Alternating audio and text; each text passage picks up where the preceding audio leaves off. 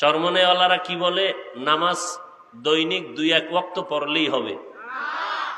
হ্যাঁ, পর্দা ঠিক মতো না করলেও চলবে, চেহারাটা খোলা রাখলেও চলবে, কাজা নামাজ না পড়লেও চলবে। বুঝে শুনে বললেন।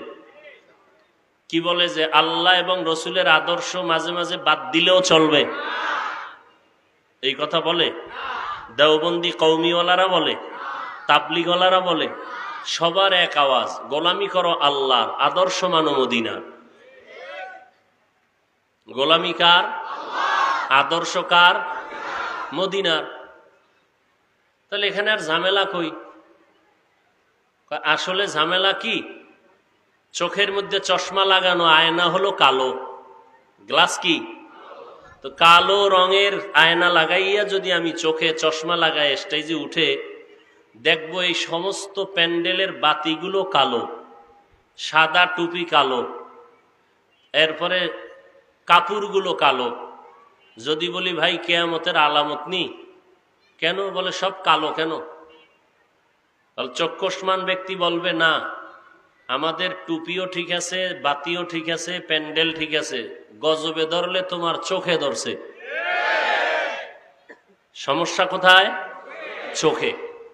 একজনে গরুর গোশত দিয়া খিচুড়ি, খুব মজা, কথা ঠিক না? বা হাজি বিরিয়ানি খুব ভালো, কিন্তু একজনকে যদি এখানে গরুর গোশত দেই আর খিচুড়ি পাকাইয়া, এত ঘ্রাণ পুরা এলাকা মুখরিত হয়ে যাবে। আর বগুড়ার অরিজিনাল মিষ্টি দেই, অনেকে বলবে ভাই বিষ দাও, তারপরে খাওয়া যাবে না, বলবেনি? আবার একদল বলবে যে 1.5 প্লেটে হবে না, 10 প্লেট দাও, আছে না নাই? বগুড়ার মিষ্টি খাবে না, হাজি বিরিয়ানি খাবে না, কেন? বিরিয়ানি খারাপ না তার পেট খারাপ? বলেন বলেন, সমস্যা কি গরুর গোশতে না নিজের পেটে? এখন নিজের পেট খারাপ, খাইতেও পারে না, অবস্থা যদি এমন হয় যে আমিও খামু না, কাউরে খাইতেও দেবো না, তাহলে লোকটা হবে জালেম। বলেন, সে কি হবে? জালেম।